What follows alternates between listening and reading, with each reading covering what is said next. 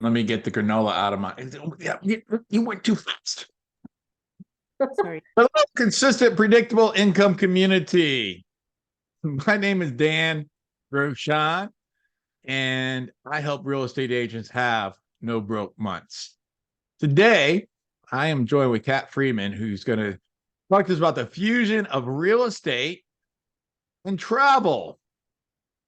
And if you'd like to know how you can add to your clients to their benefit by getting them a good deal and on their travel plans, then this is the way to do it. And if you missed what I just said, it's because we weren't live. So, and I thought we were. My name is Dan Rochon. With this consistent, predictable income community, I help real estate agents have no broke months. Today, I'm joined with Kat Freeman. We're going to talk about the fusion of real estate and travel. And a little bit about Kat is she worked at the Marriott hotels for almost a decade before she became a real estate agent and starting a travel business in 2019 and forming Habitats by Kat with a K, which is a travel agency laying the groundwork for what she calls the modern day travel agent. We're going to talk today about how you, as a real estate agent, can add an added value to your consumers, to your customers, by helping them to get great deals on travel, and how you can incorporate some of these techniques and strategies into your business. Kat, now that I introduced you twice, welcome. Thank you so much. And thank you for, the introduction and the warm welcome. I have to highlight, the dates of starting my business. I didn't have the best timing. I started my travel agency 6 months before COVID-19, and Brilliant. I'm based in Manhattan. And so the real estate market in Manhattan did not see this crazy upswing like basically the rest of the country did. I found myself quarantined. I really couldn't show any apartments for a majority of that year. And I was trying to figure out a way of how I was going to start this travel business. I had ideas before COVID-19, and then it really changed the trajectory of my business. And I'm now working with agents really across the country. I talk to agents nearly every day. And there are a lot of agents out there that already have a passion for travel. When you're getting to know clients, you naturally talk about travel and where you're going. And both industries are so customer service focused, right? It's all about giving back to your customers, building rapport, understanding their needs and their wants. And we're already doing that in real estate. And adding travel is just another way for you to monetize your database, especially if you have a lot of clients in between real estate transactions. So, happy to dive into, some examples of what that looked like, but don't want to. Love to, but before we jump into that, Yeah. what caused you getting in working with Marriott hotels before you opened your travel agency? What did I do at Marriott? What caused you to want to work there? Oh, I had an internship my last year of college at a Four Points Sheraton. I went to school in New Hampshire, and I don't really know how I landed there. It was connected through a friend of a friend, and I loved being at a hotel. I loved going into the hotel. I loved connecting with the different departments. I didn't want to sit at a desk all day, which probably led to my interest in hotels. But that internship definitely helped. And then once I graduated from school, I applied for a couple jobs at Marriott, actually through the woman that I interned for, who I guess was a huge way of how I got into working for Marriott International. Got it. And so then what did you do there? I was always in sales. I started in their sales, a regional sales office outside of Boston as an admin. And then I wound up at the Cambridge Marriott. And then I got into management at a Courtyard downtown Boston. And then Marriott relocated me to New York, and I worked at the Brooklyn Bridge Marriott. And then I wound up in above property sales. So I had a corporate account portfolio, and I managed that on behalf of all Marriott and Starwood brands. Okay. So then what caused you to get into real estate sales? Yeah, that's a good question. I loved my job in above property sales at Marriott. It was one of the best jobs I had, but I was also at this weird phase where I wanted to continue growing and I couldn't find a job or another career path within Marriott that was exciting me. And I guess to make a long story short, I always took on the roles at Marriott that nobody wanted. Like the Okay. account portfolio I had, nobody wanted it. It was underdeveloped, or like the hotels I worked at were going through renovations, no one wanted to deal with it. And I was like, well, I took all the jobs that nobody wanted. I feel like I have thick enough skin to get into real estate and I already have all this sales experience, and that's ultimately what led me to do it. Okay. And so then you get into real estate sales 2018. Yeah, so I got my real estate license in 2018, but I was doing it on the side. I was Yeah. really nervous to leave Marriott right away. So I did Okay. real estate on the side. I did two rental deals and I closed one sales deal doing it on the side. And that gave me enough confidence to go into it full time. How long did you do it on the side before you went full time?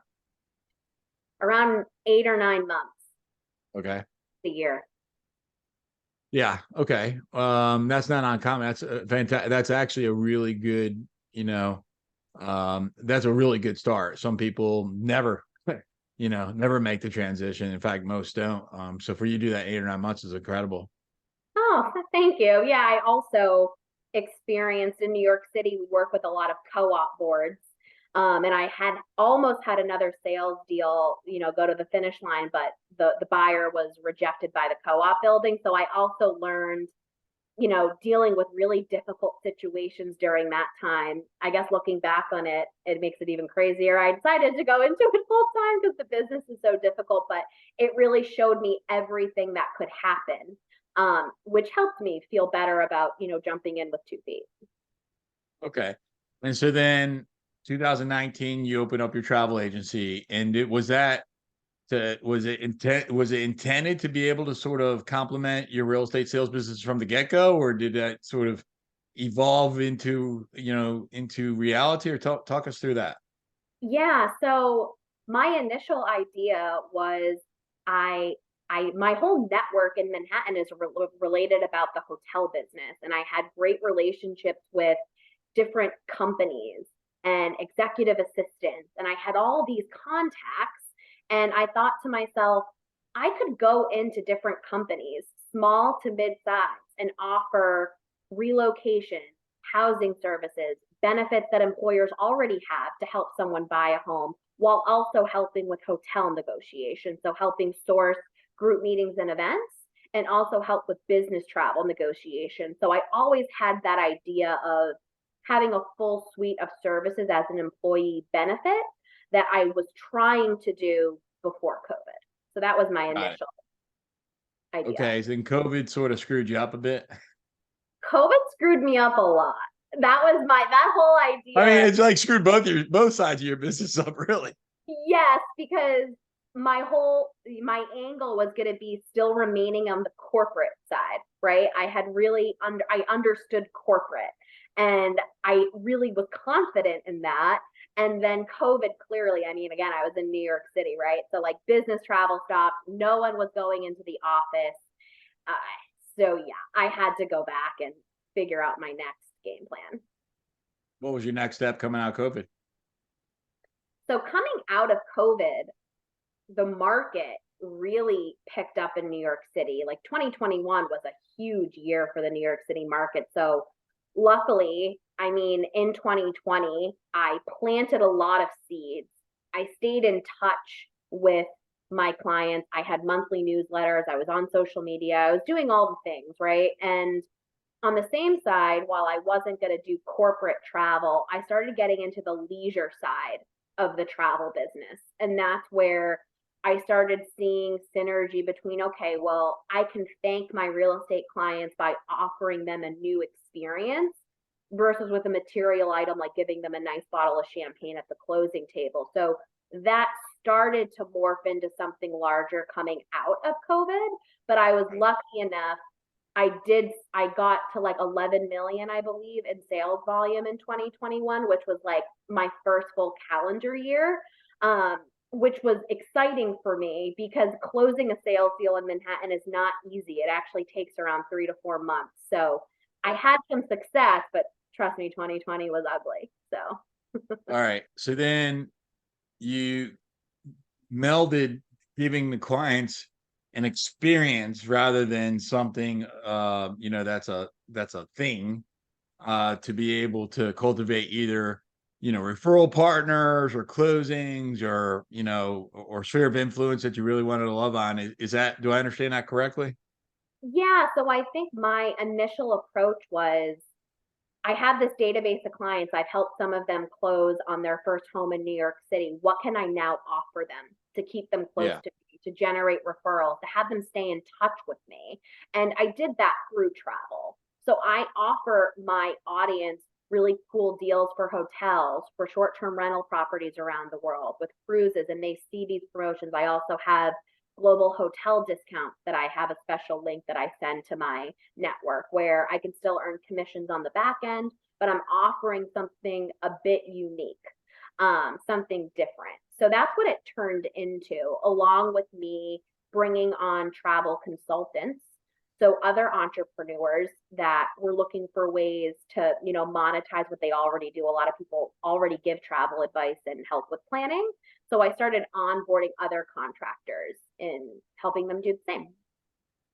Give me an example of a client that you gave access to these benefits. Walk us through, like, who were they? How did you know them? What did they do? Where do they go? Walk us through that, please. Yeah, so I have a client that works at a startup tech company in New York City, and I helped her buy, her first apartment here in New York. And we had connected through a friend of a friend. So she also is an event planner in New York for her company. So she's familiar with the hotel sourcing, what I had also previously done. And so, we went through the whole thing of helping her buy an apartment. I had explained to her this travel business I also work in, so that helped us build rapport. And then when I get to the closing table with a client, I have a gift that I usually give somebody as like a thank you for working with me, blah, blah, blah. And then they get an email from me that drives them to a link that I have that I don't share with anybody. It's locked. And it gives them really cool global discounts. And she ended up going on a girls' trip to a hotel in New Orleans. I believe it was like 3 months ago. Um, Okay. and thanked me because she found a really great deal, and it was a hotel right in the French Quarter. It was where they wanted to be, and she got a great rate. And it was through my branded site. Love it. Love it. And so how can an agent use that, to be able to benefit their clients?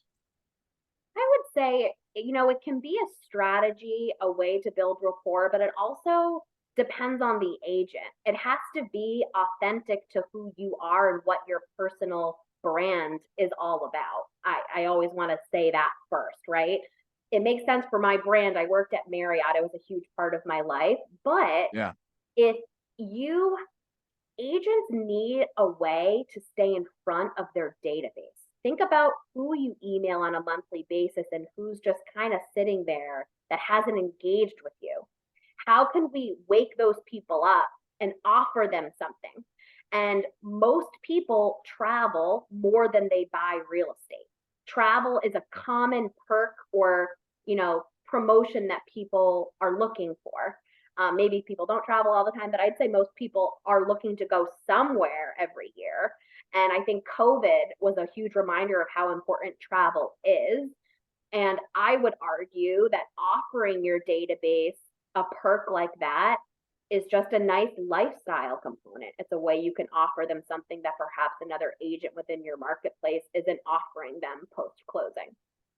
Okay. So if I wanted to do that with my clients, for example, I could go to your website and then I could find a link there, or talk me through that piece if you could. Yeah, so if anyone's interested in learning more, if you go to my website, you can either go to our YouTube channel or you can schedule a consultation directly with me on my website. You can And do that. what's the website address? It's Habitats by Cat. .co. Habitatsbycat.co. That's KAT. Yes. And And habitats, if you can't spell that, Google it. And if you can't spell by, it's by, like BY. yes, you I got it. helped you there, Kat. Thank you. Habitatsbycat.co. Does somebody else have .com? You know, it was kind of weird. I tried to buy .com and I don't Yeah. know if I lost the password, but someone has the .com. It could be me, it could be someone else, so I bought .co. All right. But it's not active. Probably somebody just like locked it up and trying to resell for Yeah, $22,000. I really don't know. It was like a whole thing a couple of years ago and I just kind of never looked back into it, but I have .co. That's my website. Habitatsbycat.co. Love it. That if you could share with us what's been your I'd love to hear about one great success and one great opportunity slash failure of your Yeah. real estate career. Start with the Oh, failure, the learning opportunity rather. yeah. Wow, I know the exact situation. So it wasn't a failure in the sense I was able to get this certain deal closed. That was really brutal. It was the toughest deal I have ever encountered to date. But the way I failed during the deal was I didn't manage my emotions in the most effective way, truly, for, like my mental health during that time. I got so wound up and so invested in that deal, and I was working with a very difficult agent on the other side, and I let her get the best of me. And I really did. I only have myself to blame for that. And the amount of energy it took for me to close that deal, I could have closed like five, right? But it took so much of my time and energy because I was putting myself through that because of this other agent, where if I could go back in time, I would have, you know, I would have had better skills to lead myself in that scenario so that I didn't exhaust so much of my energy into that one transaction. And I think a lot of real estate agents and probably a lot of entrepreneurs can think of times like that where they were like, man, I just shouldn't let that get to me. But it, What skills would you embrace today? If that happened to you today, what would you have done? I I am not perfect. So I'd probably be a little stressed out today if it was just a difficult person I was dealing with on the other end. But I would remain calm and I wouldn't add any fuel to the fire. And I would just strictly focus on the deal at hand and how I can get that deal closed and block out all of the other noise. And if that means that everything has to be via email, or if there's a phone call, follow up with an email so that there's no confusion with what conversations are being had over the phone. Because I find that happens a lot in difficult negotiations where you have a call with somebody, back it up with an email so you have a timestamp of an overview of what you just talked about, is how I would manage through Good that. advice. Good advice. I find that that as you're if you're approaching the difficult conversations, if you recognize and you remember, we don't get paid to be right. Right. We get paid to facilitate a transaction to the closing. And it helps me when I'm at that weak moment of thinking that somebody, a cooperating agent on the other side isn't doing their job or is making a transaction more challenging, more difficult than what it should be. Then I remember say, you know what, I don't get paid to be right. I get paid to figure out a way to make this get to closing. So who do I need to be? What do I need to do to make that happen? And that's what I found that's been at least helpful to me. 100%. Like here, we're an attorney state. Yeah. So I, luckily I have great attorneys that I've done deals with. So like lean on the attorney to really help you figure out how to get this deal done and go down the path of least resistance. Because you Sure. said it, nobody has to be right or wrong. It's about getting the deal done. And Yeah. that's it.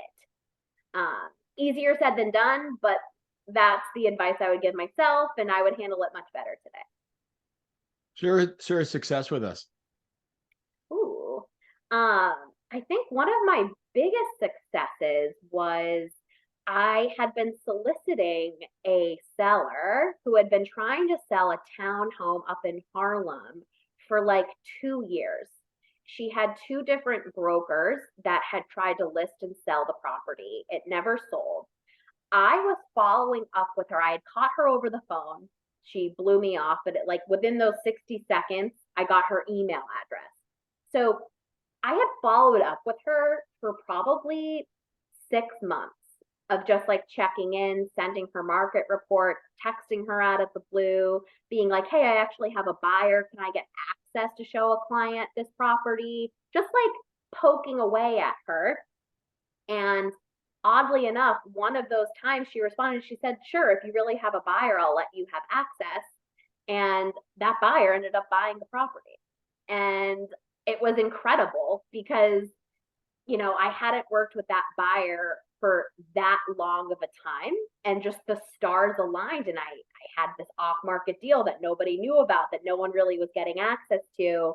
And I ended up getting the deal done. So that was a great win for me. And I ended up building a great relationship with that client who has sent me other business through her friends. So it was a cool story.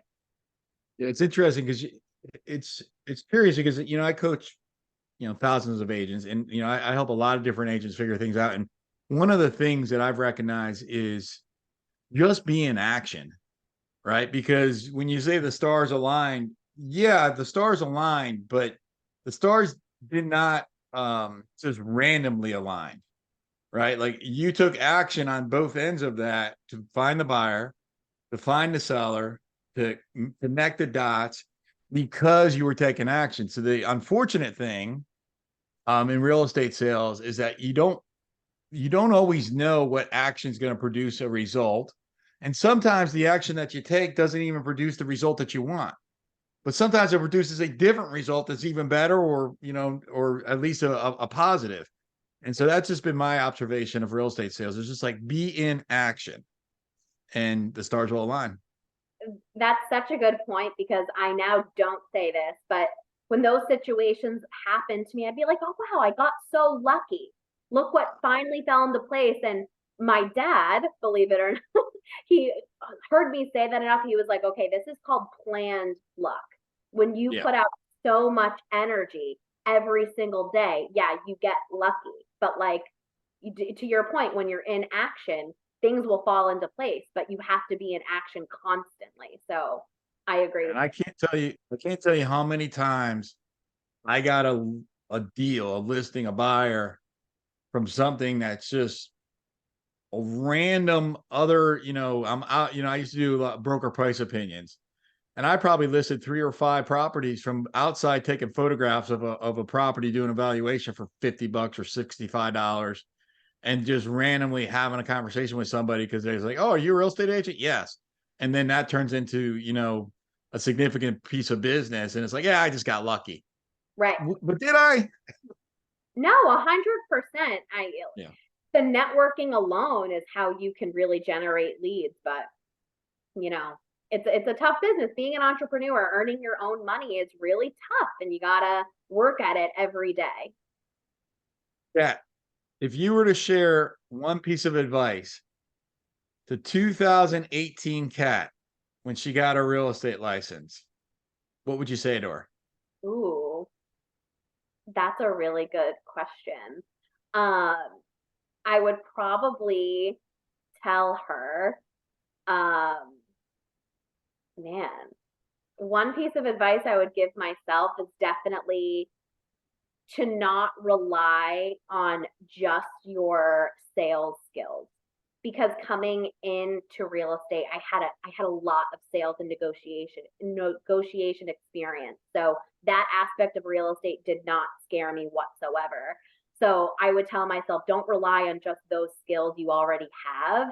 um, I should have earlier on focused on more of the details and the operational components of being a real estate agent that I didn't start implementing until I got slammed in 2021. Mm, If that makes sense, I would have gone back and been a better planner in that way if I had known what I know now. fair enough. Fair enough. Be a better planner. Yes. And stay, all the things. I think a lot of agents struggle with this, but staying organized, having some of your follow-up automated if you can utilize technology based on the brokerage or the CRM you're using. It's so important to keep yourself organized, because if you're not on top of whatever business you're working on, it's gonna fall through the cracks. So it's a very operational job. You're just out in the field networking and you don't have any follow up when you get back to your desk. None of that's going to happen. So, to your point about action, you got to have action with your follow up as well as action out in the field. So, Yeah, I appreciate your time today. Leave us, what final thought would you like to leave us with? my final thought is, the market isn't easy right now. We're coming into kind of unusual territory, and just to stay super consistent with your business and to offer, make sure your service and what you do is highlighted, because your offering and what you do is unique compared to other agents in your market. So I would leave you with that tip. Ed and I are filming this October 31st. Happy Halloween 2023. Yeah. And when she mentions that we're going into some times that that might be a little bit tough, and Kat, I love your finishing advice there. And I would add to it, for those of you right now that are scared, understand that you have an opportunity in front of you right now that is unprecedented. You have an opportunity in front of you right now that is really platinum, because so many people are going to quit over the next 18 months. And those that are here, we'll call it 24 months from now, happy Halloween 2025, will benefit from still standing and will be so much better equipped to do so much more business, because you ran into the storm rather than letting the storm chase you. Kat, one last thing, www.habitatsbykat, that's KAT.co. Visit that. Kat, thank you so much for being with us today. God bless you. Oh, my pleasure. Thank you so much. TPI community, have the best day of your life. Be grateful, make good choices, go help somebody, and go find a listing. God bless you.